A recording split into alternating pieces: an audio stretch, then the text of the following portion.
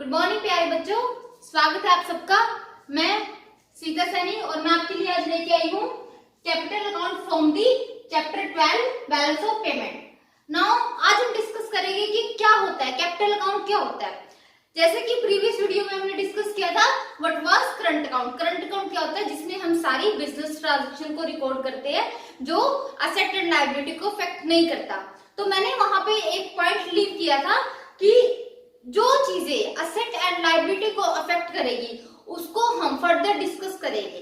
तो आज हम उसी चीज को डिस्कस करेंगे कि कौन सा अकाउंट हमारे असेट्स एंड लायबिलिटी को अफेक्ट करता है। Capital account is that account which shows all the transactions that responsible for affecting the assets and liability of a country। जो एक देश की असेट एंड लाइबिलिटीज को अफेक्ट करेगा और जिस अकाउंट पे उन असेट्स एंड लाइबिलिटी की ट्रांजैक्शन को रिकॉर्ड करेंगे उस अकाउंट को हम क्या कहते हैं, कैपिटल अकाउंट। अब आपको यहाँ पे ये देखना है असेट्स कैसे और लायबिलिटी कैसे, और मींस कैपिटल अकाउंट में आप किस टाइप से ट्रांजैक्शंस को रिकॉर्ड करोगे। Come to the point, components of capital account कि कैपिटल अकाउंट्स के कौन कौन से कंपोनेंट्स है। कैपिटल अकाउंट में आप किन किन चीजों को इंक्लूड करोगे। असेट्स एंड लायबिलिटी की बात कर रहे हैं ना, कि जो असेट्स को इफेक्ट करे या लायबिलिटी को इफेक्ट करे, कम करे या बढ़ाए, उन सबको हम कैपिटल अकाउंट में रिकॉर्ड करने वाले हैं। अब आपने ये देखना है कि कौन कौन से कंपोनेंट्स है, वो असेट्स एंड लायबिलिटी के कौन कौन से कंपोनेंट्स है जिसको हम कैपिटल अकाउंट में रिकॉर्ड करेंगे। Come to the point, foreign investment. Investment क्या होता है बेटा, कहीं पे पैसे लगाना, फर्दर फ्यूचर अर्निंग के लिए किसी भी चीज में पैसे लगाना। कोई असेट परचेज कर ली, लैंड एंड बिल्डिंग परचेज कर ली, वो भी आपकी इन्वेस्टमेंट है। आपने किसी कंपनी के शेयर परचेज कर लिए, वो भी आपके लिए इन्वेस्टमेंट है। इन्वेस्टमेंट का सीधा सीधा मतलब कहीं पे पैसा लगाना ताकि आपको फ्यूचर प्रॉफिट हो उस चीज से, उसको क्या बोलते हैं, इन्वेस्टमेंट। यहाँ पे इन्वेस्टमेंट नहीं है, यहाँ पे फॉरेन इन्वेस्टमेंट है। फॉरेन इन्वेस्टमेंट का क्या मतलब है, जब आप देश से बाहर जाके इन्वेस्टमेंट करते हो या फिर देश के बाहर का पर्सन आपके देश में आके इन्वेस्टमेंट करता है, उसको बोलते हैं फॉरेन इन्वेस्टमेंट। अपने देश का बंदा है, अपने ही देश में इन्वेस्टमेंट कर रहा है, वो बीओपी का पार्ट नहीं है, वो अपने ही देश की ट्रांजैक्शंस है। जबकि बीओपी में हम वो ट्रांजैक्शन लेते हैं जो हम आउटसाइड ऑफ द कंट्री करते हैं, चाहे हम करें चाहे बाहर का पर्सन हमारे देश में करे, वो आपकी क्या होती है, फॉरेन इन्वेस्टमेंट, और you can say foreign transaction. अब ये समझने की चीज है कि ये क्या चीज है। फॉरेन इन्वेस्टमेंट मैंने आपको बता दी, या तो हम कहीं जाके बाहर पैसा इन्वेस्ट कर रहे हैं, कोई मशीन खरीद रहे हैं, कोई लैंड खरीद रहे हैं, कोई कंपनी खरीद रहे हैं, या फिर किसी कंपनी के शेयर परचेज कर रहे हैं। सेम हियर, बाहर का पर्सन भी हमारी कंट्री में आके ये सब कर रहा है, इसको बोलते हैं फॉरेन इन्वेस्टमेंट। अब आपने इसके जो दो मेन कंपोनेंट है उनको समझना है, foreign direct investment and portfolio investment. ये फॉरेन डायरेक्ट इन्वेस्टमेंट क्या होती है, आपने नाम बड़ा सुना इसका, एफडीआई। हमारे मोदी जी एफडीआई को प्रमोट कर रहे हैं ताकि एम्प्लॉयमेंट बढ़े, हमारे मोदी जी एफडीआई को प्रमोट कर रहे हैं ताकि देश में फॉरेन करेंसी आए। होता क्या है एफडीआई, अगर आपसे पूछने लग जाए व्हाट इज एफडीआई, तो आप क्या बताओगे एफडीआई होता क्या है। सिंपल सा एग्जांपल लेके समझते हैं एफडीआई क्या होता है। सुनो, फॉरेन से में एक कंपनी है, उस कंपनी ने क्या किया, फॉर एग्जांपल केएफसी है, फॉरेन की कंपनी है केएफसी, उस कंपनी ने हमारे देश में आके अपनी एक ब्रांच ओपन कर ली।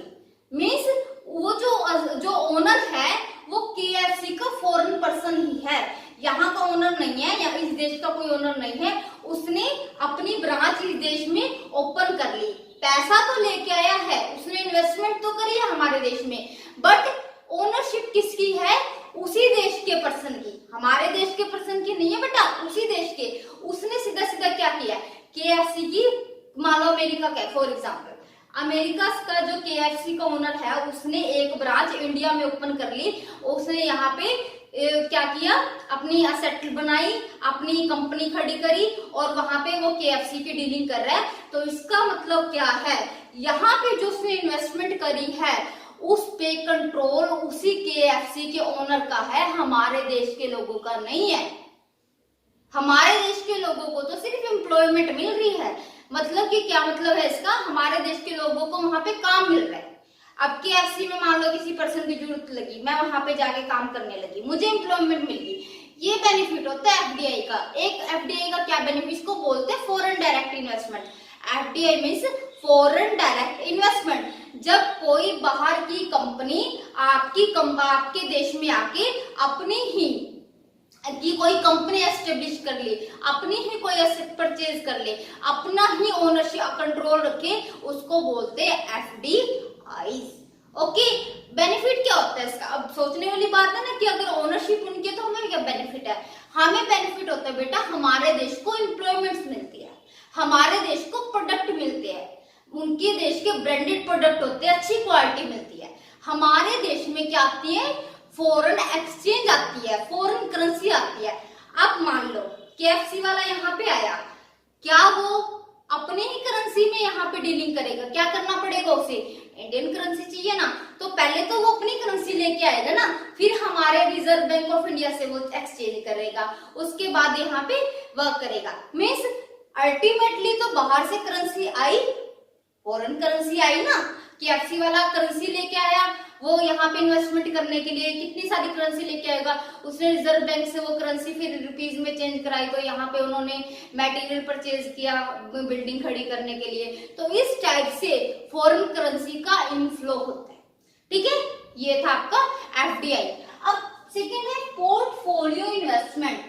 अब ये पोर्टफोलियो इन्वेस्टमेंट क्या होती है, और सुनो FDI जरूरी नहीं है कि बाहर वाला पर्सन हमारे देश में करेगा, हम भी बाहर जाकर विदेशों में जाकर सेम हियर अपनी ब्रांचेस ओपन कर सकते हैं, अपनी कंपनीज ओपन कर सकते हैं, अपना वहां पे पूरा पैसा इन्वेस्ट करके अपनी ओनरशिप के अंडर कुछ भी चीज ओपन कर सकते हैं। ठीक है, वहां के प्रॉपर पूरी मान लो एक कंपनी है फॉर एग्जांपल एस्टेब्लिश है, मैंने वो कंपनी खरीद ली, मेरी वहां पे फॉरेन डायरेक्ट इन्वेस्टमेंट होगी, अब उस कंपनी पे पूरा कंट्रोल मेरा है विदेश में कंट्रोल किसका, मेरा है। तो इसका मतलब मैंने भी वहां जाके FDI की है, फॉरेन डायरेक्ट इन्वेस्टमेंट की है।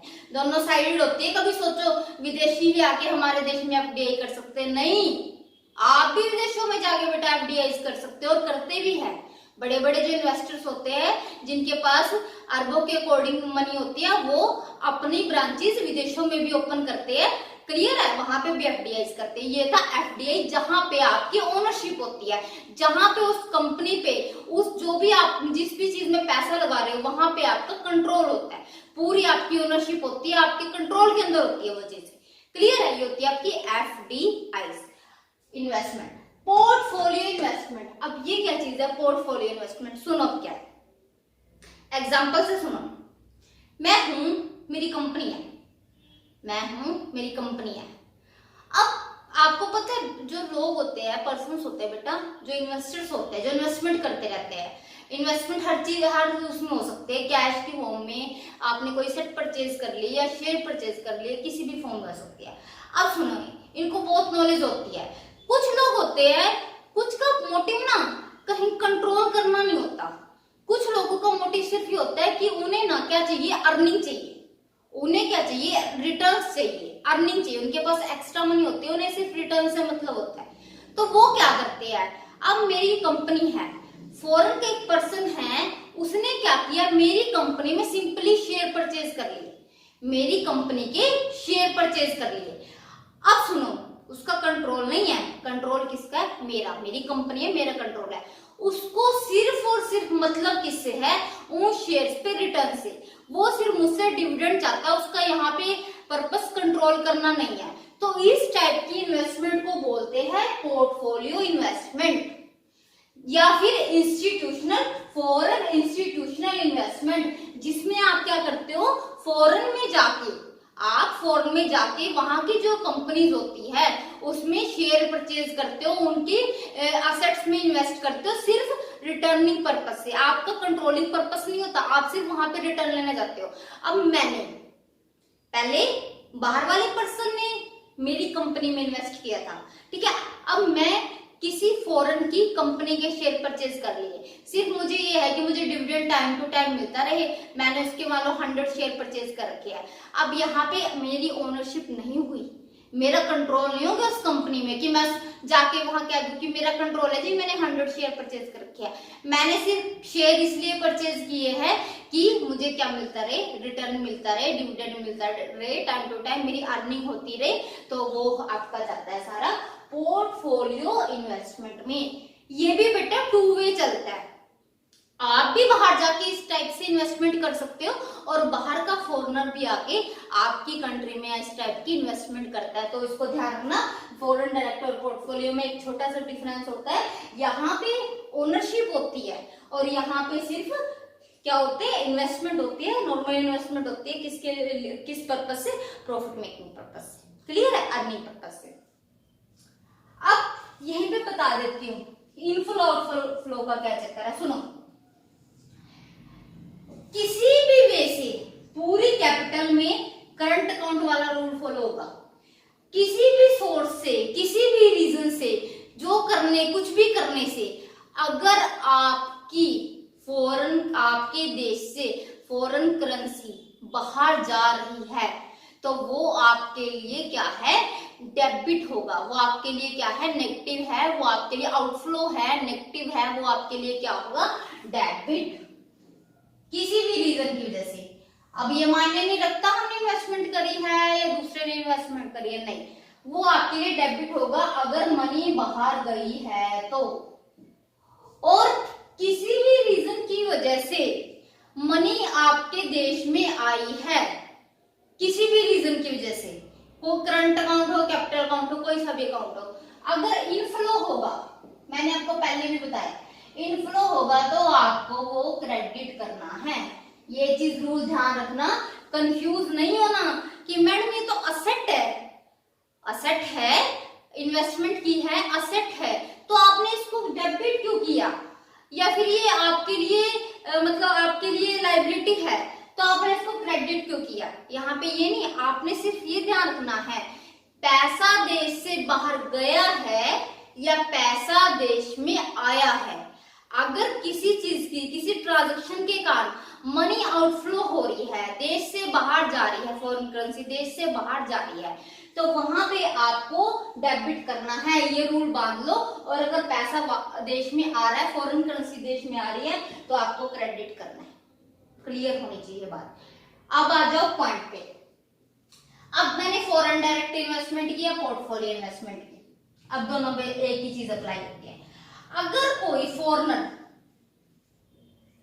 विदेशी है बंदा, कोई बाहर का पर्सन है, हमारे देश में इन्वेस्टमेंट कर रहा है, मतलब उसने हमारे देश में इन्वेस्टमेंट की है, ठीक है, फॉरेनर ने मेरे देश में इन्वेस्टमेंट करी है, मेरे देश में इन्वेस्टमेंट करेगा तो बेटा क्या करेगा, वो मनी लेके आएगा, फॉरेन करेंसी लेके आएगा। तो क्या हो रही है, इनफ्लो हो रही है, तो आप उसको क्या करोगे, क्रेडिट, मतलब फॉरेन इन्वेस्टमेंट इन कंट्री हो रही है, फॉरेन इन्वेस्टमेंट इन कंट्री हो रही है।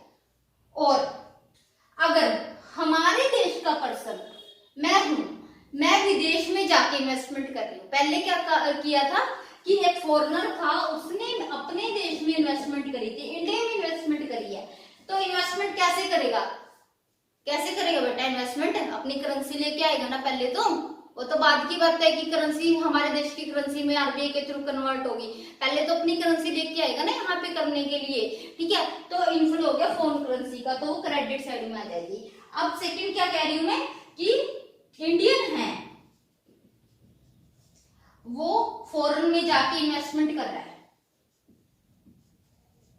फॉरेन में जाके इन्वेस्टमेंट कर रहा है, तो उसे क्या करना पड़ेगा बेटा। अब सुनो, फॉरेन में जाके इन्वेस्टमेंट कर रहा है ना वो, सुनो, अगर मान लो अमेरिका में कर रहा है, अमेरिका में रुपीस चल सकता है, नहीं चलता, अमेरिका में क्या चलेगा, डॉलर चलेगा, तो उसे क्या करना पड़ेगा, क्या करेगा वो, इन्वेस्टमेंट करनी है उसे, इन्वेस्टमेंट भी छोड़ो, मान लो उसे कुछ वहां पे गिफ्ट पसंद आ गया, अमेरिका में वो घूमने गया तो उसे कोई चीज पसंद आ गई, उसे फॉर एग्जाम्पल एक पेंटिंग थी, 1 लाख की पेंटिंग पसंद आ गई, क्या करेगा बेटा, वो क्या करते हैं रिजर्व बैंक से पहले मनी को किसमें कन्वर्ट करवा लेते हैं, डॉलर में, फॉरेन एक्सचेंज में कन्वर्ट करा लेते हैं, फिर वहां पे जाके वो क्या कर लेते हैं, इन्वेस्टमेंट करते हैं।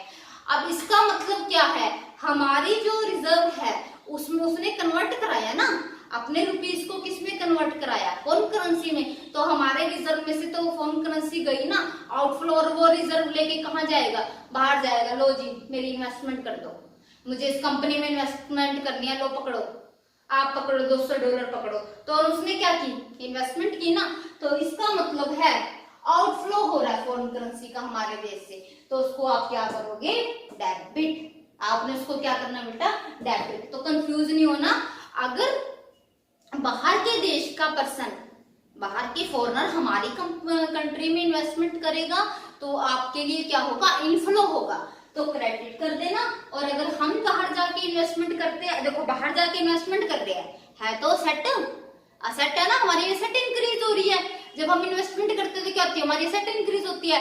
बट आपने ये देखना है कि फॉरेन करेंसी आ रही है जा रही है, इन्वेस्टमेंट करने से पैसा फॉरेन करेंसी बाहर जा रही है, तो आपने उसको क्या करना है, डेबिट करना है। इसलिए बार बार कह रही हूँ, असेट लायबिलिटी के चक्कर में कंफ्यूज मत हो जाना कि असेट है ये तो डेबिट करूं क्रेडिट करूं, नहीं, आपने सिर्फ ये देखना है मनी बाहर जा रही है, मनी आ रही है, बाहर जा रही है आउटफ्लो कर दो, डेबिट में डाल दो, आ रही है क्रेडिट कर दो, क्लियर है, इनफ्लो है क्रेडिट कर दो। ये था आपकी इन्वेस्टमेंट। अब आ जाओ बोरोइंग्स। बोरोइंग्स का मतलब आता है बेटा उधार लेना। बोरोइंग भी सेम होती है, जैसे आपकी इन्वेस्टमेंट होती है ना, 2 वे चलती है, ऐसे बोरोइंग भी होती है, हमें जरूरत हो तो हम बोरो कर लेते हैं, और किसी बाहर वाले देश को, किसी बाहर की कंट्री को पैसे की नीड हो तो हम उसको क्या दे देते हैं, मनी दे देते हैं, ठीक है, लैंड ऑफ मनी मीन्स हम उसको मनी उधार दे देते हैं। तो ये बोरोइंग भी 2 टाइप से चलती है। अब सीधी सी बात है, अगर मैंने बोरोइंग की है, इंडिया ने बोरोइंग की है, तो देश में बोरोइंग करने से पैसा आएगा, उधार लिया है तो पैसा आएगा, तो पैसा आने से इनफ्लो होगा, क्रेडिट कर देना। और अगर क्या हुआ, हमने किसी कंट्री को, अमेरिका को, इंग्लैंड को, फ्रांस को, हांगकांग को, किसी भी कंट्री को फाइनेंशियल हेल्प की है, उनको पैसा उधार दिया है, तो पैसा उधार दिया ना बेटा, तो हमारे पास से पैसा बाहर जाएगा, हमारे पास से फॉरेन करेंसी बाहर जाएगी, तो इस वजह से उसको आउटफ्लो करना है, उसको डेबिट करना है। ये रूल होते हैं डेबिट और क्रेडिट के, आपको अच्छे से क्लियर होने चाहिए, कंफ्यूजन नहीं होनी चाहिए। अब आ जाओ एक्सटर्नल असिस्टेंस और एक्सटर्नल कॉमर्शियल बोरोइंग्स पे। What is the meaning of external assistance and external commercial borrowing? Assistance क्या होती है, कहते हैं ना भाई इसके असिस्टेंस के अंडर मैंने तो काम किया, हेल्प। अब सुनो, बैंकिंग इंस्टीट्यूशंस होते हैं, किस लिए होते हैं, वो हेल्प करने के लिए होते हैं ना, उनको पता है कि लोगों को पैसों की जरूरत है तो उनको हेल्प करनी है, यही होता है ना उसका पर्पस बैंक का, कि मनी डिपॉजिट कर लो या क्या कर लो, हेल्प कर दो, या फिर कोई भी स्पेशल हेल्पिंग इसी पर्पस के लिए मनी देने के, उधार देने के पर्पस से कोई इंस्टीट्यूशन है, तो वो आपकी क्या होती है, हेल्प करने के लिए होती है। अब सुनो, मेरे को पैसों की जरूरत थी, मैंने वहां के बैंक से, मान लो इंग्लैंड के बैंक से मनी बोरो कर ली, मैंने इंग्लैंड के बैंक से बेटा मनी बोरो किया, उधार ले लिया। अब सुनो, वो एक तरीके से एक्सटर्नल असिस्टेंस होगी। अगर सुनो, मेरे को पैसों की जरूरत थी, यहाँ पे मेरा SBI बैंक है, मैं SBI बैंक से पैसा उधार ले लियो, ये BOP का पार्ट नहीं है, क्योंकि यहाँ पे अपने देश में ही डीलिंग हुई, अपने देश में बात खत्म होगी। बात तब स्टार्ट होती है जब आप फॉरेन से डीलिंग करते हो। अब आपने फॉरेन के किसी बैंक से मनी उधार ली है, फॉरेन के किसी बैंक से मनी उधार लिया है, तो वो आप कहते हैं एक्सटर्नल असिस्टेंस से, क्योंकि बैंकिंग बेटा क्या होता है, इसी चीज के लिए होता है, असिस्ट करने के लिए, तो वो आपकी क्या होगी, एक्सटर्नल असिस्टेंस। अब ये कॉमर्शियल बोरोइंग क्या है, एक्सटर्नल कॉमर्शियल बोरोइंग, ये भी होती तो विदेश से ही है, सिर्फ माइनर सा फर्क क्या होता है, मान लिया आपने बैंक, फाइनेंशियल इस टाइप के इंस्टीट्यूशन को छोड़ के किसी कंपनी से कॉमर्शियल जो वो आपका इंस्टीट्यूशन है कोई, उससे पैसा ले लिया, ठीक है, लिया वहां भी उधार लिया, उससे पैसा ले लिया, तो आपका वो चला जाता है एक्सटर्नल कॉमर्शियल बोरोइंग्स में। आपका किसमें चला जाता है? एक्सटर्नल कॉमर्शियल बोरोइंग्स में। माइनर सा डिफरेंस है, ये आपकी थोड़ी कंसेशनल रेट पे होती है और इसकी रेट थोड़ी हाई होती है। मीन्स यहाँ पे लोन थोड़ा सा सस्ता और यहाँ पे थोड़ा सा आपको महंगा मिलता है। अब मैंने बात सारे टॉपिक में यही करी कि हम लेते हैं, हम लेते भी है और हम देते भी है। मीन्स यहाँ पे लोन ले भी सकते हैं और लोन दे भी सकते हैं। जैसे मैंने बाहर की बैंक से पैसा उधार लिया, बाहर की कंपनी से पैसा उधार लिया, सेम हियर कोई विदेशी यहाँ पे आके भी हमसे भी पैसा उधार ले सकता है, यहाँ की कंपनी से भी पैसा उधार ले सकता है। तो बोरोइंग भी 2 टाइप से चलती है। अब मैंने आपको बताया दिया डेबिट क्रेडिट का क्या रोल होता है, फिर से सुन लो। अगर हम बोरोइंग कर रहे हैं, पैसा उधार ले रहे हैं, तो पैसा आएगा तो उसको क्रेडिट कर देना। और अगर बाहर का कोई पर्सन हमसे पैसा उधार ले रहा है, he is borrowing from us, वो हमसे उधार ले रहा है, तो पैसा बाहर जाएगा, करेंसी बाहर जाएगी, तो उसको क्या करते हैं ना, डेबिट। ये जो 2 थी ना बेटा, ये आपके होते हैं मेन, बिल्कुल मेन। जो ये इन्वेस्टमेंट होती है और बोरोइंग होती है, ये आपका मेन होता है। सबसे मेन आपका इन्वेस्टमेंट और बोरोइंग रहती है। बट आपके कुछ अदर कंपोनेंट्स भी है जो आपके कैपिटल अकाउंट में आते हैं, वो भी देख लो थोड़े से। एनआरआई डिपॉजिट, एनआरआई अदर्स में फर्स्ट वन है एनआरआई डिपॉजिट। ये क्या है एनआरआई डिपॉजिट? सुनो, एनआरआई आपको पता है क्या होता है अच्छे से? मान लो बाहर से कोई पर्सन, इंग्लैंड से कोई पर्सन इंडिया में आया हुआ है, ठीक है, लेस देन 1 ईयर, 1 ईयर से कम के लिए है, और आपको पता है उसका इकोनॉमिक इंटरेस्ट यहाँ पे नहीं है, इंग्लैंड का ही है, इंग्लैंड में उसका बिजनेस वगैरह है, यहाँ तो सिर्फ घूमने के लिए आया है, किसी भी पर्पज से आया है, मेडिकल हेल्थ इशू के पर्पज से, ठीक है, या फिर वैसे घूमने के लिए, विजिट करने के लिए, कुछ सामान लेने के लिए। अब वो क्या करता है, अगर वो अपना पैसा हमारे देश के बैंक में जमा करता है तो उसको बोलते हैं एनआरआई डिपॉजिट। तो उसको अभी आप कैपिटल अकाउंट में लोगे। देखो, उसने हमें कोई गिफ्ट नहीं दिया कि हम इसको करंट अकाउंट में ले ले, ना ही उसने कोई एक्सपोर्ट इंपोर्ट किया कि करंट अकाउंट में ले ले, उसने यहाँ पे डिपॉजिट किए हैं। डिपॉजिट किए तो लेके भी तो जाएगा, ये थोड़ी ना इंडिया वालों के लिए छोड़ जाएगा, लेके भी जाएगा कि उसने डिपॉजिट किया। तो कुछ टाइम के लिए हमारे सिर पे उसका एक तरीके से लायबिलिटी रहती है, तो ये भी आपका कैपिटल अकाउंट में आएगा एनआरआई डिपॉजिट, ठीक है। अब सुनो, एनआरआई के साथ एक चीज और जोड़ लेते हैं। मेरा ब्रदर है एनआरआई, ठीक है, मेरा ब्रदर है एनआरआई। एनआरआई आपको पता है ना कब होता है? एनआरआई था तो वो इंडिया का, नेचुरल सी बात है, मेरा ब्रदर है तो वो इंडियन था, बट वो विदेश में जाके बस गया, उसको वहीं पे रहते हुए 10 साल हो गए, तो वो इंडिया के लिए एनआरआई हो गया। अब इंडिया के लिए नॉर्मल रेजिडेंट नहीं रहा, इंडिया के लिए एनआरआई हो गया। अब हो क्या, उसने मुझे फाइनेंशियल हेल्प प्रोवाइड की। मीन्स उसने मुझे, मैंने उसको कहा कि भाई मुझे बहुत फाइनेंशियल क्राइसिस हो रहे हैं, मुझे पैसों की सख्त जरूरत है, तो मेरी हेल्प कर दे। तो उसने अपने पास से मुझे मनी सेंड की, बदले में मैंने उसे कुछ नहीं दिया, ये ध्यान रखना, सिर्फ मैंने उससे हेल्प मांगी, उसने मुझे हेल्प कर दी, ठीक है, या उसने मुझे गिफ्ट सेंड कर दिया। अब यहाँ पे जो गिफ्ट सेंड किया है या मुझे हेल्प किया, वो 1 साइडेड है, 2 साइडेड नहीं है, बदले में मैं कुछ नहीं दे रही, वो 1 साइडेड है। तो इसका मतलब है वो आपके यूनिलेटरल ट्रांसफर में आएगा। बट अगर इस टाइप की डिपॉजिट की है ना, तो ये आपके लिए कोई गिफ्ट नहीं है या आपके लिए हेल्प नहीं है, जब उसने मनी डिपॉजिट की है, एक तरीके से आपके सिर पे लायबिलिटी है, जब तक उसकी मनी डिपॉजिट करेगी आपको वापस भी देनी पड़ेगी उसको, तो इसलिए ये कैपिटल अकाउंट में आएगा। ये था एनआरआई डिपॉजिट। अब है बैंकिंग कैपिटल। सुनो, बैंक अपने आप में एक स्पेशल इंस्टीट्यूशन होता है, ठीक है। इतनी सारी आपकी फॉरेन ट्रांजैक्शन में मैंने एक बैंक को थोड़ा सा अलग निकाल दिया। बैंक की भी सेम बेटा फॉरेन में इन्वेस्टमेंट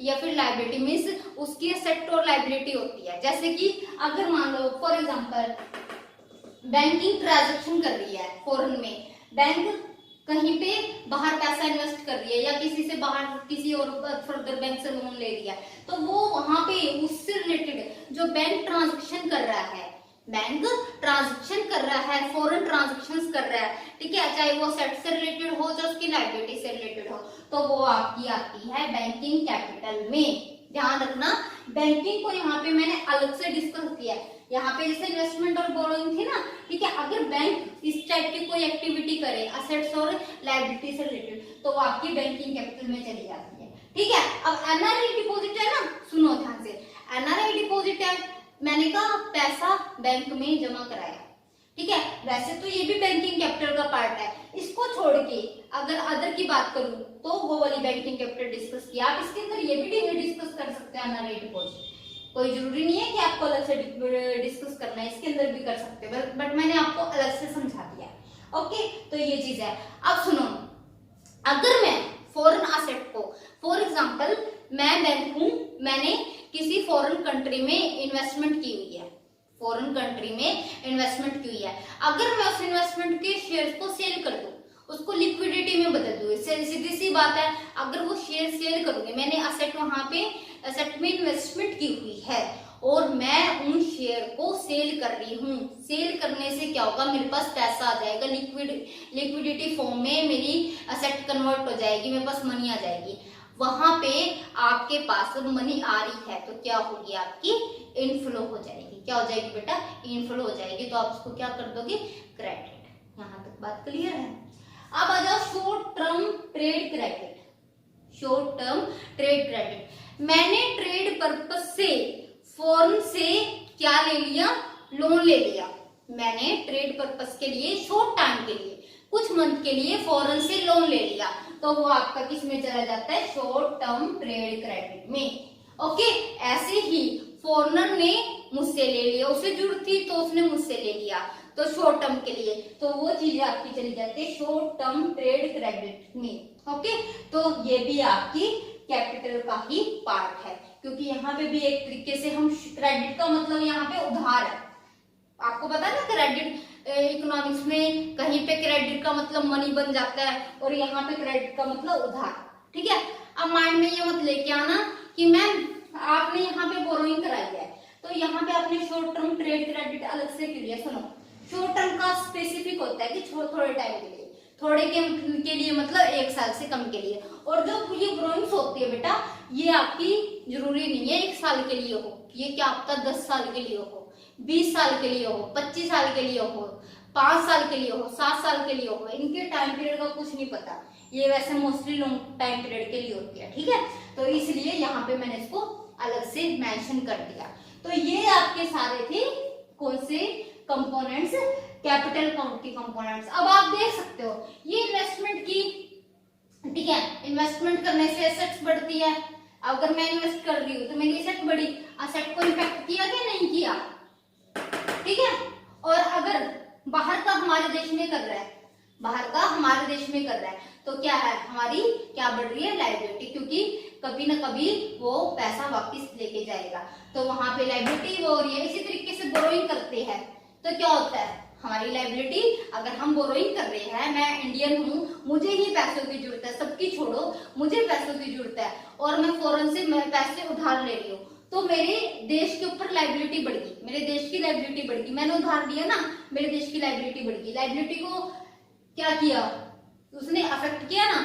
तो इस तरीके से अगर हम किसी को उधार दे रहे हैं, अब मैंने बाहर के फॉरेनर पर्सन को उधार दे दिया, अब ध्यान रखना बेटा, ये बोरोइंग का भी बड़ा, कॉमर्स वाले स्टूडेंट ध्यान से समझ लेना, आपकी अकाउंट्स में ये बहुत हेल्प करेगा आपको, ठीक है, सिर्फ इकोनॉमिक्स में भी नहीं, अकाउंट्स में। सुनो, ये बोरोइंग होती है ना, आपको अच्छे से पता है कि जो बोरोइंग्स होती है, अगर बात करते हैं जैसे हम शॉर्ट टर्म लोन लेते हैं, लॉन्ग टर्म लोन लेते हैं, डिबेंचर्स है या कुछ भी, तो आप हमेशा इसको किस में दिखाते हो, बोरोइंग्स को आप दिखाते हो इसमें लायबिलिटी साइड में।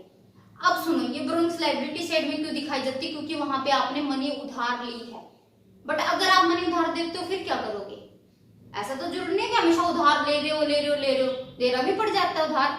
अब आपने मनी उधार दी है, मनी उधार दी है, जब आप मनी उधार दोगे तो आपके लिए वो असेट है, ध्यान रखना, आपकी संपत्ति है, क्योंकि जो आपने मनी उधार दिया बेटा, आपने जो बोरोइंग किसी को दी है, आपको विद इंटरेस्ट वो वापस मिलेगी, विद इंटरेस्ट वापस मिलेगी। तो तो अब आप उसको किस में शो करोगे, असेट साइड में शो करते हो, जब आप किसी को क्या करते हो, मनी उधार देते हो। ध्यान रखना, मनी उधार देते हो तो आप असेट में शो करते हो, जब आप मनी उधार लेते हो, बोरोइंग करते हो, तो आप लायबिलिटी में शो करते हो। तो हो रही है ना असेट एंड लायबिलिटी अफेक्ट, और इन सब से भी, तो इसलिए कैपिटल अकाउंट वो अकाउंट है that records all the receipts and payment of such transaction which cause an impact of asset and liability status of a country. जो एक देश में ऐसी ट्रांजैक्शंस को रिकॉर्ड करता है जो देश की असेट एंड लायबिलिटी को अफेक्ट करती है, उसको हम लेते हैं कैपिटल अकाउंट में। सारों का लेखा जोखा मतलब सारों के रिकॉर्ड्स को किसमें मेंटेन किया जाता है, कैपिटल अकाउंट में। अब हमने करंट अकाउंट भी कर लिया कैपिटल अकाउंट में। हमारे बीओपी का 70% सिस्टम 70% वर्क डन हो चुका है। अब हमने सिर्फ इसके बैलेंसेस की बात करनी है कि कैसे ओवरऑल बैलेंस कैसे निकालते हैं। ठीक है, ओवरऑल बैलेंस कैसे, कैपिटल का तो निकाल लोगे ना, देखो कोई कंफ्यूजन नहीं है। डेबिट क्रेडिट जब आप करोगे तो अगर ज्यादा आपका प्लस हो रहा है तो वो मान लो क्रेडिट ज्यादा है तो क्रेडिट हो जाएगा शो, अगर डेबिट ज्यादा है तो डेबिट शो हो जाएगा। क्लियर है। अब बात आती है ओवरऑल बैलेंसेस की। और एक अकाउंट मैंने बिल्कुल स्टार्टिंग में, जब बिल्कुल स्टार्टिंग में वीडियो स्टार्ट की थी तो मैंने आपको 3 चीजें लिखवाई थी, current, capital, official reserve. Official reserve आप बैलेंस को जब बनाओगे तब अच्छे से समझना कि ऑफिशियल रिजर्व क्या होता है। ऐसे बताने का कोई फायदा नहीं है, प्रैक्टिकल सेंस में उस चीज को समझना है होता क्या। अब हम स्टार्ट करते हैं इसके बाद बेटा क्या किया जाता है, आपके पास 2 मेन अकाउंट होते हैं, करंट अकाउंट और capital account. Official reserve account भी होता है बट मेन आपके पास होता है कैपिटल और करंट। इन दोनों का ही यूज करके बीओपी का क्या निकाला जाता है, बैलेंस निकाला जाता है। अब आ जाओ बैलेंस पे, आप किस पे आ जाओ, बैलेंस पे। स्टार्ट।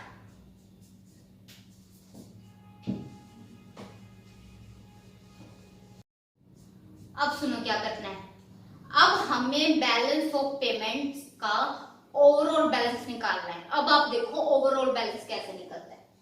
कैपिटल अकाउंट भी बना लिया, करंट अकाउंट भी बना लिया, और आपको ये भी पता लग गया कि कैसे इनके बैलेंस निकलते हैं। ये भी पता बता दिया मैंने, करंट अकाउंट का बताया था, कैपिटल का भी बिल्कुल सिंपल है। ठीक है, प्लस माइनस, जो चीजें इनफ्लो हो रही है उसको प्लस करते रहना, जो चीज आउटफ्लो हो रही है उसको माइनस करते रहना। ये तो प्लस ज्यादा आएगा, माइनस ज्यादा आएगा, जो भी चीज होगी उसको रहने देना। ठीक है, करंट अकाउंट बना लिया, कैपिटल अकाउंट बना लिया। अब मुझे निकालना है overall balance.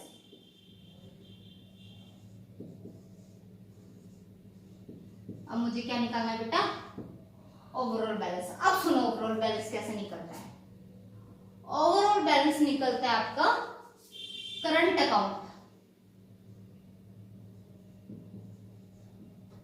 Plus capital account plus error and omission.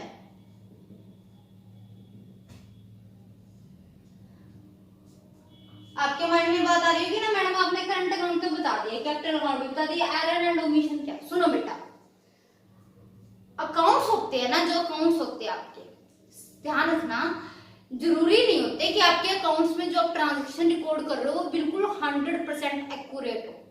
ये अकाउंटेंट को भी अच्छे से बात पता होती है कि जो मैं ट्रांजैक्शन कर रहा हूँ, रिकॉर्ड कर रहा हूँ, जरूरी नहीं है कि वो 100% एक्यूरेट हो सकता है एरर, मुझसे कोई गलती हुई हो सकता है मुझसे कोई गलती हुई हो, मैंने कोई 1000 की आइटम लेनी थी, 1000 रुपीज की आइटम लेनी थी, मैंने वो गलती से 100 की लिख दी, 100 की नहीं 200 की लिख दी, 5 की लिख दी, मेरे से गलती हो सकती है।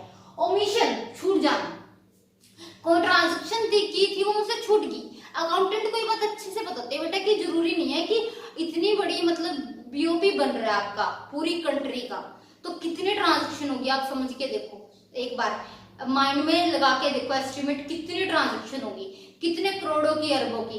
तो हो सकता है ना कि कुछ छूट गया हो या फिर एरर हो गया, गलती हो गई हो या कुछ छूट गया हो, तो हम थोड़ा सा एरर एंड ओमिशन लेके चलते हैं, कुछ अमाउंट एरर एंड ओमिशन लेके चलते हैं ताकि हमारे बीओपी के बैलेंस हो बिल्कुल करेक्ट आए। हमें एस्टिमेट हो कि 10 मान लो 2% हमसे एरर एंड ओमिशन हो सकती है, तो उतना बैलेंस हम लेके चलते हैं। तो इसलिए मैंने यहाँ पे एरर एंड ओमिशन दिया। अब सुनो क्या हुआ। करंट अकाउंट का जब मैंने बैलेंस निकाला, एक्सपोर्ट इंपोर्ट का सब चीजों का देखा, invisible visible goods and services, last में करंट अकाउंट निकाला, तो ये मेरे पास माइनस का 500 रुपीज आया।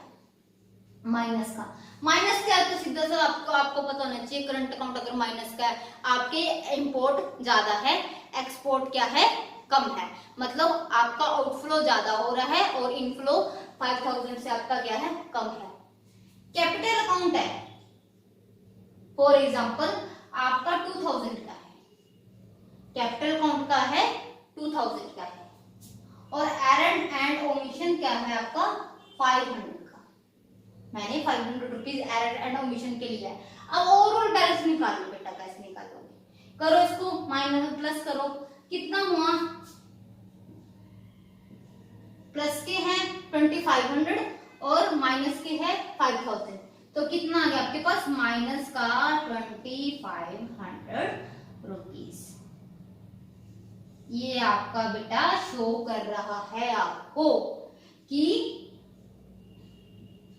आपका जो बीओपी है वो आउटफ्लो है, वो 500 से 2500 से एक्सेस मतलब ज्यादा है, इनफ्लो आपका 2500 से कम है, सीधी सी बात है। आउटफ्लो अगर ज्यादा तो नेचुरल सी बात है आपका इनफ्लो कम है।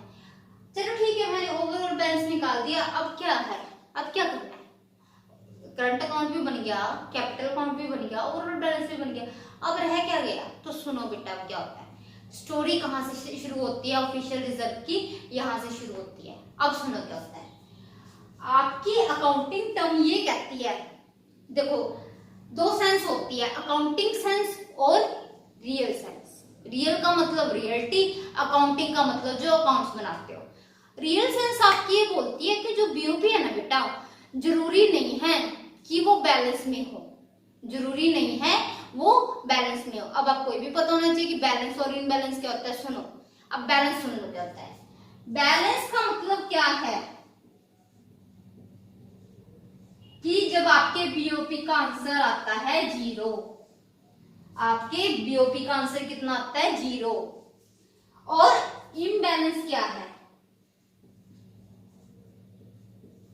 जब ये 0 से कम या ज्यादा हो, नेगेटिव हो या पॉजिटिव हो, नेगेटिव हो या पॉजिटिव हो, तो इसका मतलब क्या है, ये इम्बैलेंस है। ठीक है, अब सुनो क्या है।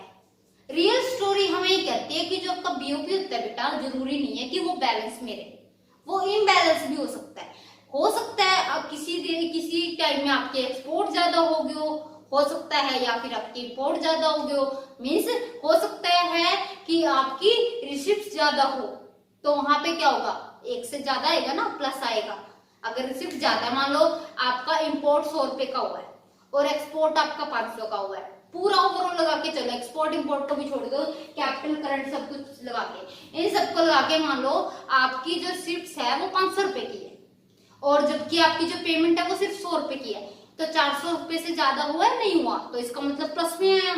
क्लियर है, हो गया प्लस में, इसका मतलब सरप्लस। प्लस का मतलब है सरप्लस, आपका बीओपी जा रहा है, मीन्स आपकी रिसिप्ट ज्यादा हो रही है। और क्या हो सकता है, डेफिसिट भी हो सकता है कि जहां पे आपकी रिसिप्ट्स कम हो और आपकी पेमेंट क्या हो, ज्यादा हो, रिसिप्ट्स कम हो और फॉरेन एक्सचेंज की पेमेंट ज्यादा हो। जैसे कि यहाँ देख सकते हो, यहाँ पे रिसिप्ट्स की बात की जाए, अगर ये प्लस में थे तो ये एक तरीके से रिसिप्ट्स है, तो प्लस में था ना, सारा बैलेंस निकाल के कैपिटल अकाउंट का प्लस में है, तो और यहाँ लास्ट में देखो नेगेटिव में आ रहा है, तो इसका मतलब ये साफ साफ शो कर रहा है कि आपकी पेमेंट ज्यादा है, आपकी, इसका मतलब क्या, आउटफ्लो ज्यादा है और आपका इनफ्लो कम है, तो इसका मतलब है ये आपका डेफिसिट में शो कर रहा है। 0 से कम नेगेटिव में है ना, माइनस 2500 है, 0 से कम है, तो हो गया ना इम्बैलेंस, माइनस में या प्लस में। बट अकाउंटिंग सेंस ये कहती है कि आपका बीओपी तो हमेशा बैलेंस में होगा, 0 होगा। अब भाई 0 कैसे करना है, आपको ये देखना है 0 कैसे आएगा, ध्यान से समझना। अब सुना क्या होता है बेटा, ये देखो आपकी ये बीओपी है, ये आपकी क्या बेटा बीओपी। बीओपी के टू साइड होते हैं, इनफ्लो एंड आउटफ्लो। और आपको ये बात अच्छे से पता है, इनफ्लो है तो आप इसको क्या लिखते हो क्रेडिट साइड, इनफ्लो क्या करता है क्रेडिट, और आउटफ्लो है तो डेबिट। और साइन भी साथ में साथ ले लो, अगर क्रेडिट है तो प्लस है ना, पैसा आ रहा है तो प्लस है, और अगर डेबिट है तो आपके लिए क्या है माइनस है। डेबिट है तो आपके लिए क्या बेटा माइनस है। अब देखो क्या करना है, अब आ जाओ ऑफिशियल रिजर्व पे।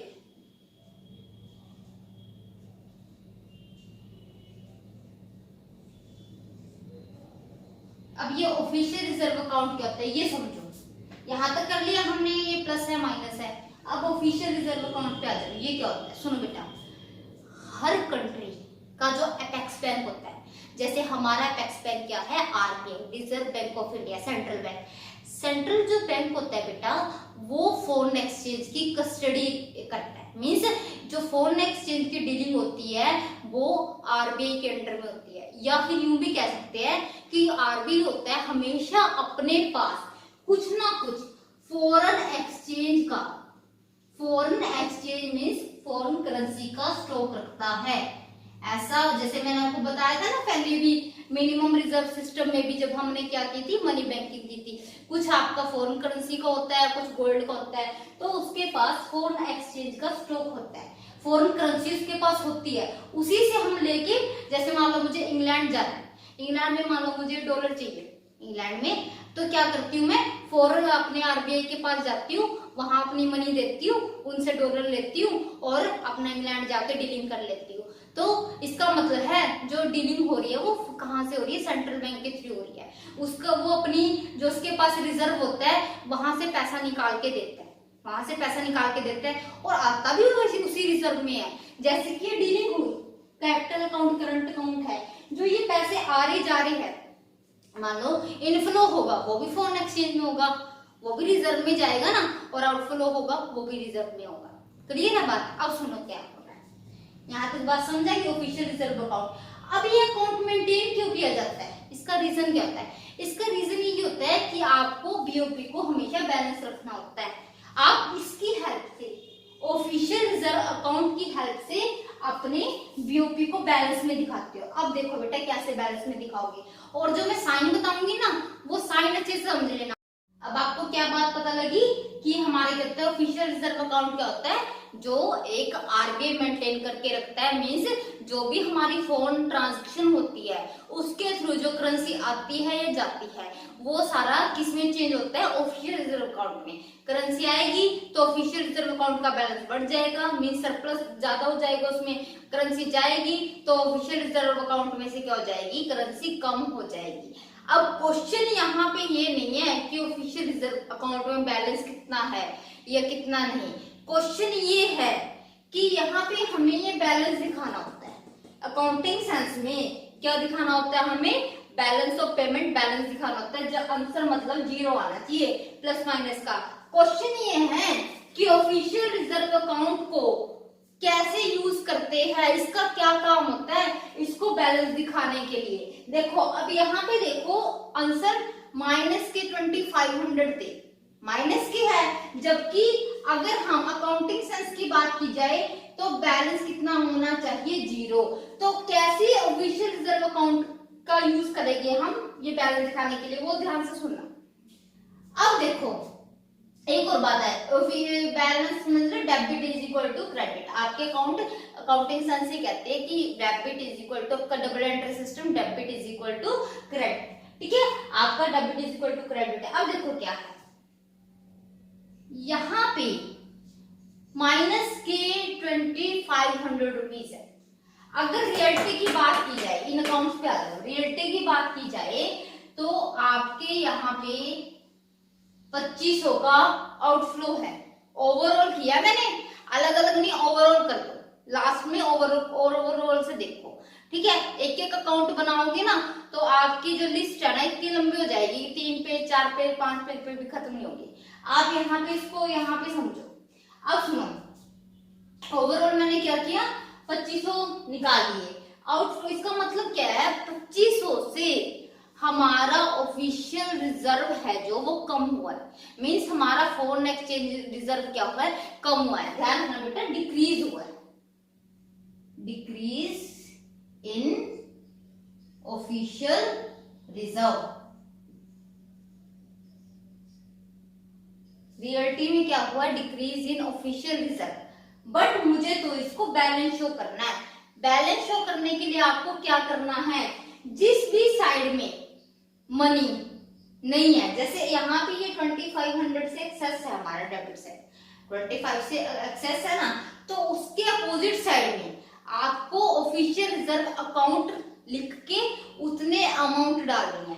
कहने का मतलब है, अब यहाँ पे क्रेडिट साइड में, क्रेडिट साइड का मतलब प्लस में आप, क्योंकि यहाँ पे ये चीज है जो ऑटोमेटिक आपको पता नेगेटिव की है, आप उसके अपोजिट साइड में प्लस में 2500 दिखाओगे, किसमें, ऑफिशियल रिजर्व अकाउंट के नाम से, ऑफिशियल रिजर्व अकाउंट के नाम से। जब आप ऐसा करोगे, अब देखो, अब समझने की मैंने आपको कहा था प्लस माइनस के साइन ध्यान से रखना। सुनो, रियलिटी क्या कह रही है, रियलिटी ये कह रही है, अगर रियलिटी मींस हुआ क्या है, हैपन क्या हुआ है, हैपन ये हुआ है कि आउटफ्लो ज्यादा है हमारा, आउटफ्लो क्या है, ज्यादा है, आउटफ्लो क्या है, ज्यादा है। डेबिट साइड 2500 रुपए से 2500 रुपीज से ज्यादा, तो आपके ऑफिशियल रिजर्व में क्या हुई है, कमी हुई है।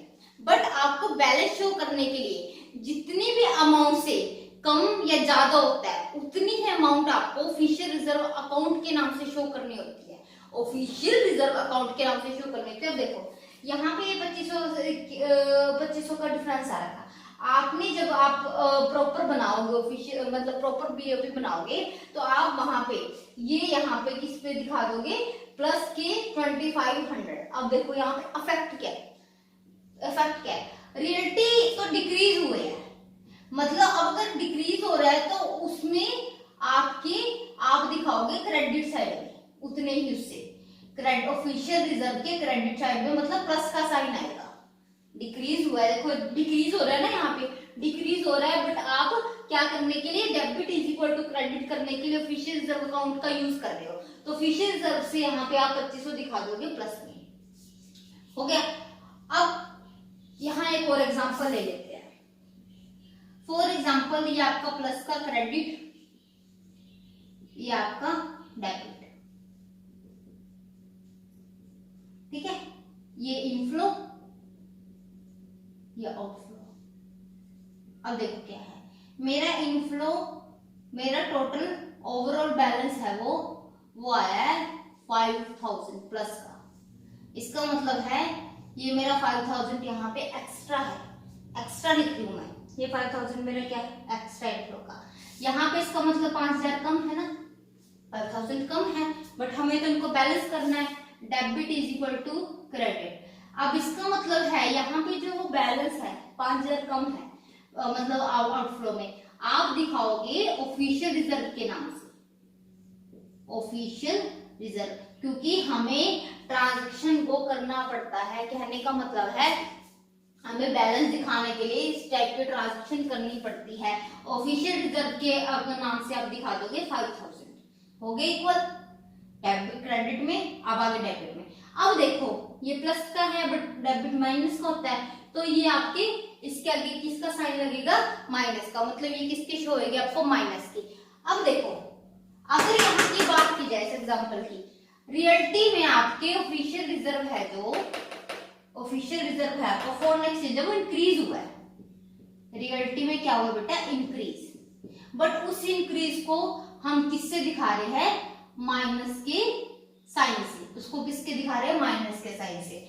अब फिर से एक क्विक रिवीजन देखो क्या है इस चीज का, उसके बाद मैं आपको प्रॉपर बैलेंस बना के दिखाती हूँ कैसे इस ऑफिशियल रिजर्व ने वर्क किया। आपका ओवरऑल बैलेंस निकाल लो, प्लस माइनस कुछ भी हो सकता है। ऑफिशियल रिजर्व अकाउंट आपका क्या होता है, एक आरबीआई के थ्रू मेंटेन किया जाता है। उसमें क्या होता है, आपकी फॉरेन करेंसी, जो भी आपकी फॉरेन करेंसी इंक्रीज डिक्रीज होती है, वो सारी रिकॉर्ड हम वहां पे ऑफिशियल रिजर्व में होती है। यहाँ तक बात क्लियर है। उसके बाद क्या ऑफिशियल रिजर्व बनाया, मतलब इस ऑफिशियल रिजर्व का यूज बनाया नहीं, यूज मतलब ऑफिशियल रिजर्व के नाम का यूज क्या करते हैं हम, बैलेंस ऑफ पेमेंट को बैलेंस दिखाने के लिए। जैसे हम यहाँ पे ऑफिशियल रिजर्व में डाल दिया, ऑफिशियल रिजर्व में डाल दिया, क्लियर है। तो ऑफिशियल रिजर्व में एक चीज और बात है, एक तो होता है ऑफिशियल रिजर्व, एक होता है चेंज इन ऑफिशियल रिजर्व। तो जो आपका बीओपी है बेटा, वो आपकी चेंज इन ऑफिशियल रिजर्व को दिखाता है, एग्जैक्ट ऑफिशियल रिजर्व के अमाउंट को नहीं। उसने यहाँ पे कहीं बताया कि ऑफिशियल रिजर्व 5 लाख का था, 10 लाख का था, नहीं, वो सिर्फ ऑफिशियल रिजर्व में जो चेंज होते हैं उसको शो करता है। जैसे कि उसने यहाँ पे शो कर दिया कि 2500 रुपीज हमारे ऑफिशियल रिजर्व कम हुए, यहाँ पे शो कर दिया कि 5000 हमारे ऑफिशियल रिजर्व क्या हुआ है, इंक्रीज हुआ है। तो इस टाइप से वो चेंजेस को शो करता है। और चेंजेस में भी आपको अच्छे से पता होना चाहिए, अगर आपका डिक्रीज हो रहा है ऑफिशियल रिजर्व मींस आपके अगर फॉरेन एक्सचेंज डिक्रीज हो रहा है, तो आपको क्या करना है, डिक्रीज हो रही है तो आप प्लस साइन शो करोगे। कौन सा साइन शो करोगे, प्लस साइन। आपको पता लग गया प्लस साइन क्यों होता है, तुक्का नहीं लगाना है, प्लस साइन क्यों शो किया, क्योंकि बेटा हमें debit is equal to credit करने के लिए हमें दूसरी साइड में ऑफिशियल रिजर्व अकाउंट में उतने मनी दिखानी पड़ेगी। और नेचुरल सी बात है, साइन भी वही यूज करोगे ना। अब ये क्रेडिट अगर प्लस का है तो प्लस का ही दिखाओगे ना, ये तो ऑटोमेटिकली माइनस का है, ये प्लस का है, क्रेडिट तो प्लस का ही आएगा। ओके, इस तरीके से अगर इंक्रीज है, अगर इंक्रीज हुआ है, जैसे यहाँ पे रियल में इंक्रीज हुआ है बट दूसरे में नहीं है, कमी है ना इतने से, हमें तो दोनों को इक्वल दिखाना है, तो यहाँ पे आप क्या करोगे, उतने से डाल दोगे, तो इंक्रीज के टाइम में माइनस साइन, अब मतलब उल्टे साइन आ रहे हैं। जबकि अगर सिस्टम देखते हैं तो क्या होता है, जब कोई चीज बढ़ती है तो पॉजिटिव साइन होता है और जब घटती है तो नेगेटिव साइन होता है। बट यहाँ पे बेटा जब आपके ऑफिशियल रिजर्व बढ़ रहे हैं, रियलिटी तो पॉजिटिव है, बट हमने उतनी ही अमाउंट को दूसरे अकाउंट में शो करना होता है, उतनी ही अमाउंट को हमने दूसरे अकाउंट में शो करना है, क्योंकि यूज इसका सिर्फ इसको बैलेंस दिखाने के लिए कर रहे हैं बीओपी को, तो इसलिए वो अपोजिट में चला जाएगा। ये था। अब देखो ओवरऑल देखो, यहाँ खत्म हो गया, ये सब कुछ आपको ये समझा गया। अब देखो अकाउंट्स जो आपके प्रॉपर बनते हैं वो देखो कैसे करना है।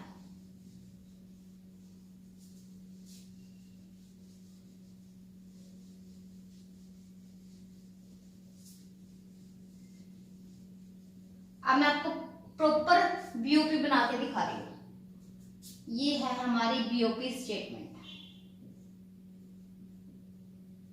आपको पता लग जाएगा यूज कैसे है इसका प्रॉपर। ये बीओपी स्टेटस है, ये हमारी आइटम्स है, ये हमारी अमाउंट है,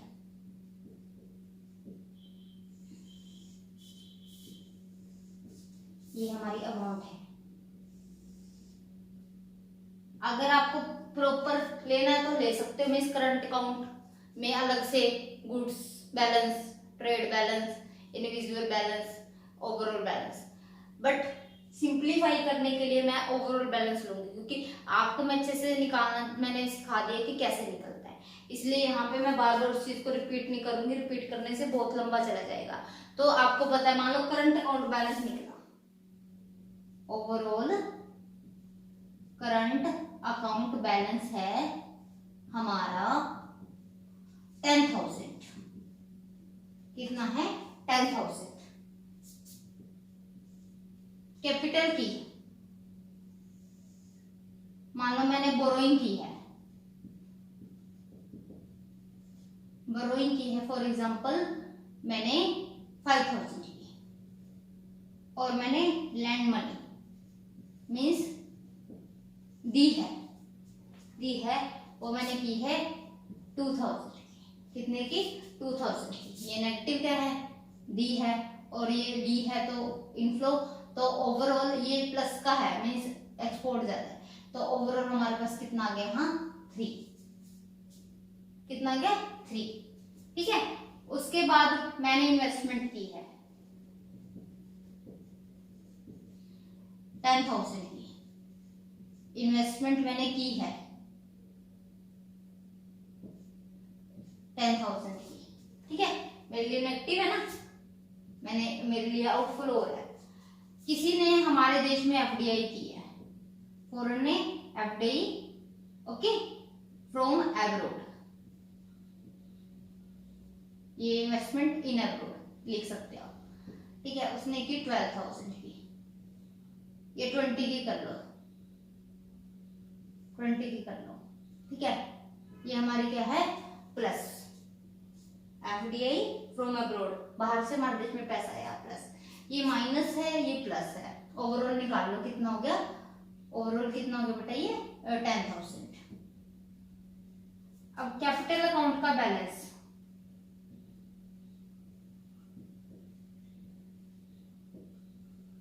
नेचुरल सी बात है, ये आपकी दो आइटम है, ये कैपिटल अकाउंट की है, तो आप एक काम करो, इसको यहाँ पे भी ब्रैकेट में शो करो, ठीक है। तो ये आपका हो गया A प्लस B पार्ट, ठीक है।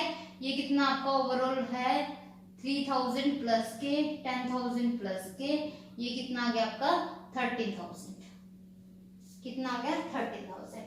ध्यान रखना, करंट अकाउंट का बैलेंस पहले शो करता मैंने 10,000, वो मैंने निकालना सिखा दिया था, कैपिटल का मैंने नहीं सिखाया था आपको, इसलिए मैंने यहाँ पे थोड़ा सा रिव्यू दे दिया।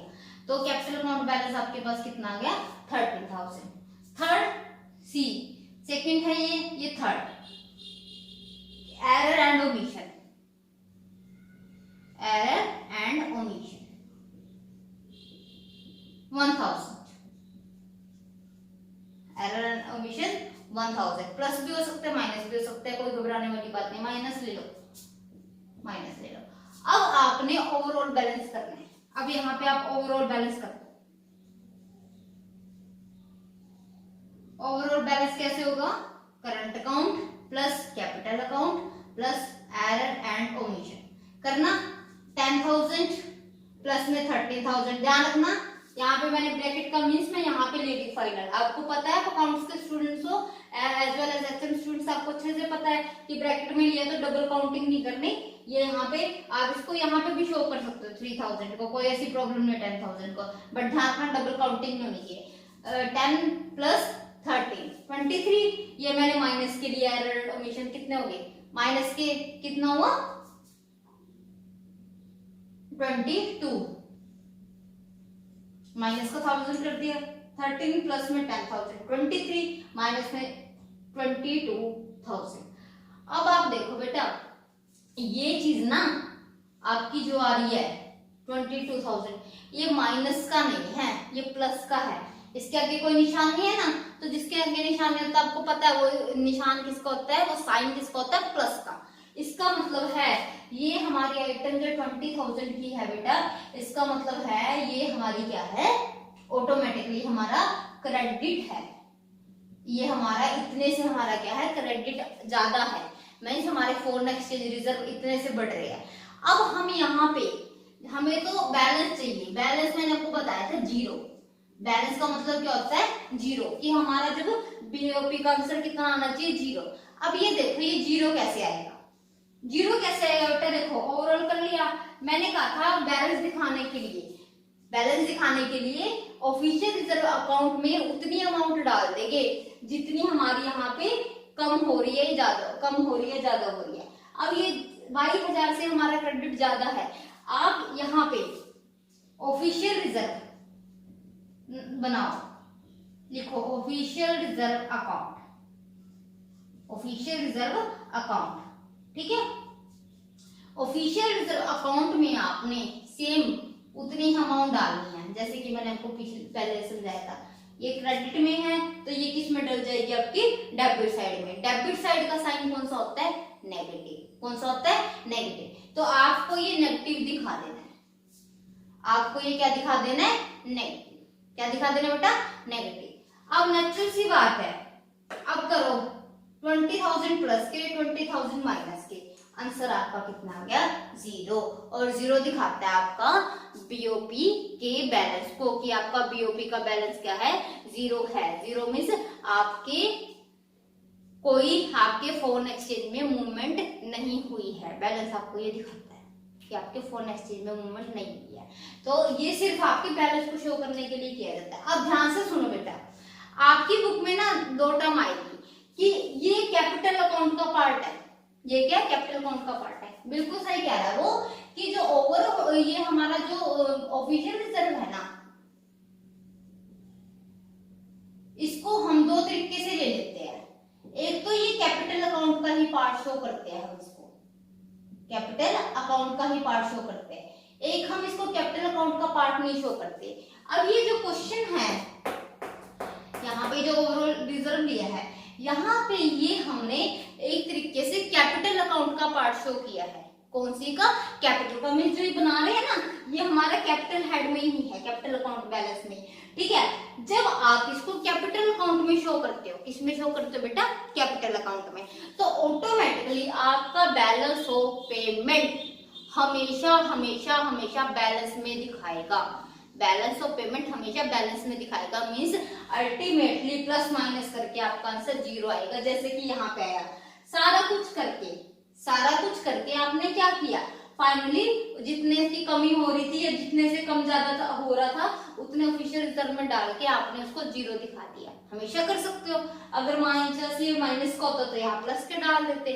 यहाँ पे हमेशा बैलेंस शो करेगा, बहुत इजी है। ठीक है, अगर ये कैपिटल अकाउंट का पार्ट है, बट अगर ये कैपिटल अकाउंट का पार्ट नहीं है, मींस हम इसको नहीं लेंगे। फॉर एग्जाम्पल इसको हम यहाँ पे नहीं लेंगे, छोड़ दो इसको।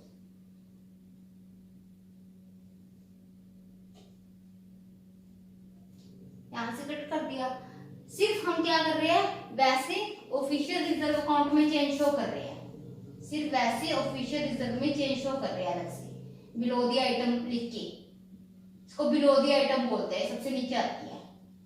ठीक है, मैंने यहाँ पे 20,000 शो कर दिए।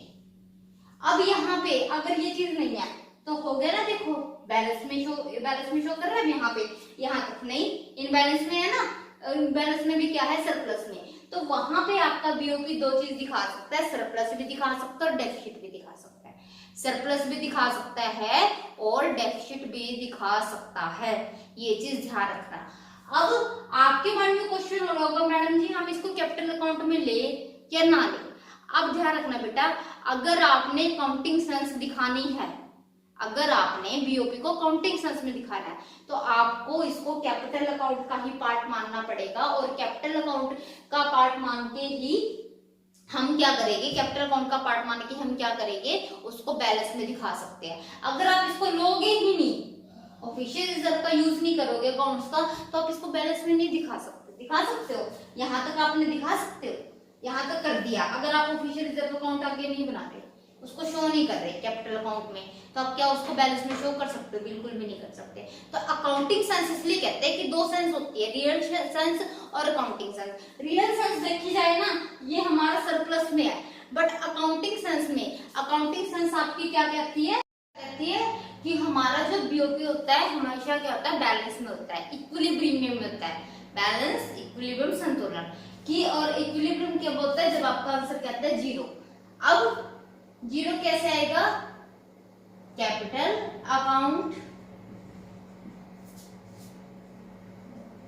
Current account plus error and omission is equal to 0। इसको अगर एक बार इग्नोर भी कर दो, 1 मिनट के लिए इग्नोर भी कर दो, तो इक्विलिब्रियम क्या आपका, करंट अकाउंट प्लस में कैपिटल अकाउंट।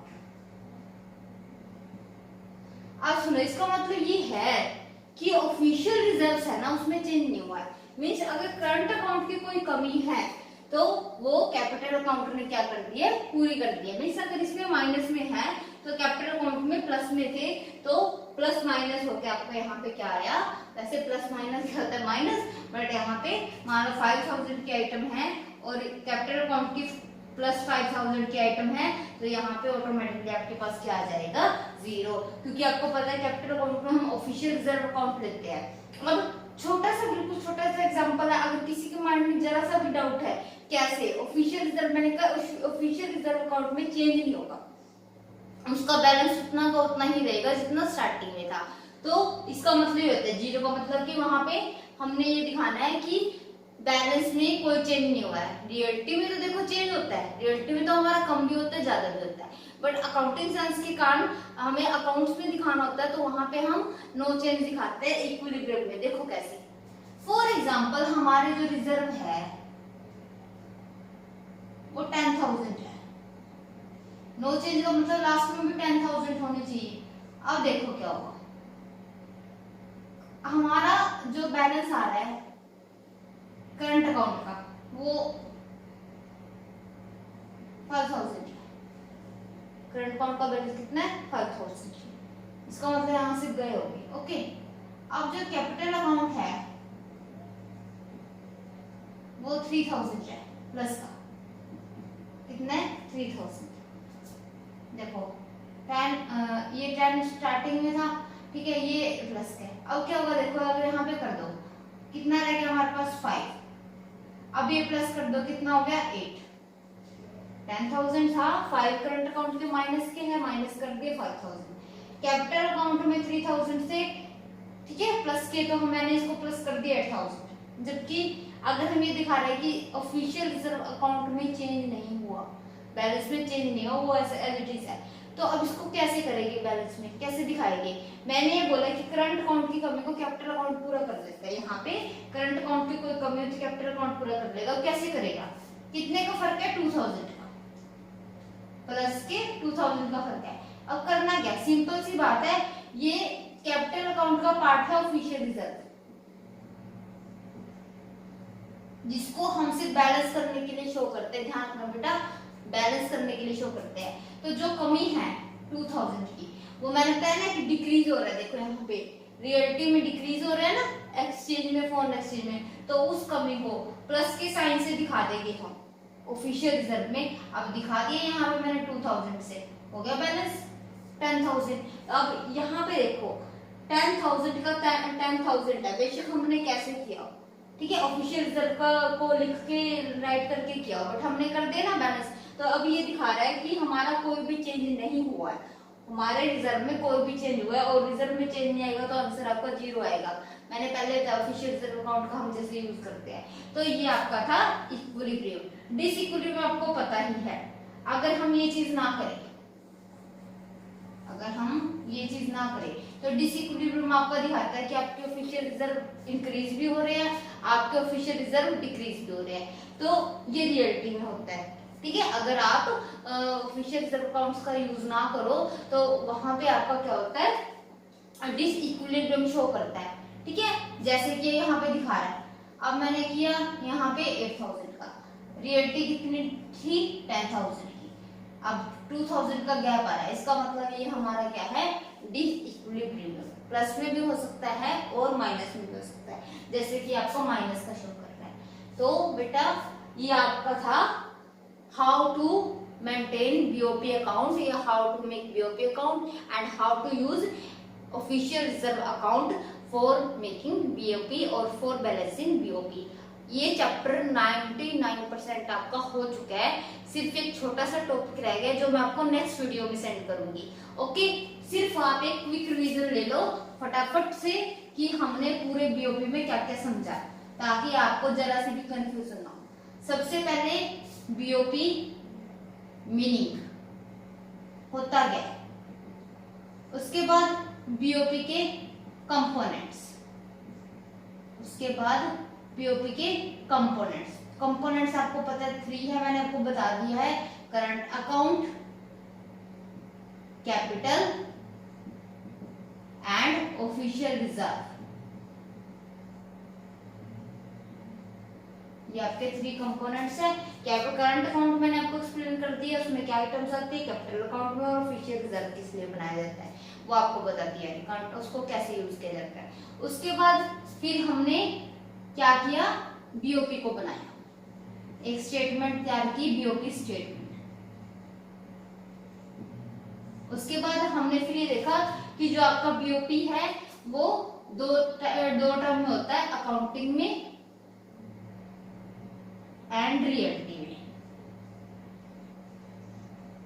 अकाउंटिंग में हमेशा बैलेंस होगा अकाउंट जब आप बनाओगे, जो सी बात है बीओपी अकाउंटिंग स्टेटमेंट है तो आप बीओपी अकाउंट बैलेंस में शो करोगे, ठीक है। रियलिटी में वो इम्बैलेंस भी हो सकता है, इम्बैलेंस भी हो सकता है। तो ये हमारा क्या था, बीओपी अकाउंट। अब आपका होमवर्क सुन लो बेटा, आप लोगों का होमवर्क है, आपका होमवर्क ये है कि आपने क्या करना है, 3 to 4 इमेजिनरी फिगर्स लेनी है, तो उन फिगर्स का यूज करके आप प्रॉपर बीओपी अकाउंट सेंड करोगे मुझे। मीन्स 3 से 4 बीओपी स्टेटमेंट्स बनाकर आपने मुझे वो असाइनमेंट सेंड करनी है। ये आपका क्या है, होमवर्क है आज के लिए। एंड नेक्स्ट वीडियो में जो रिमेनिंग पार्ट रह गए मैं आपको वो सेंड करूंगी। Thanks for watching this video and complete your assignment and send to me as soon as possible. Thank you.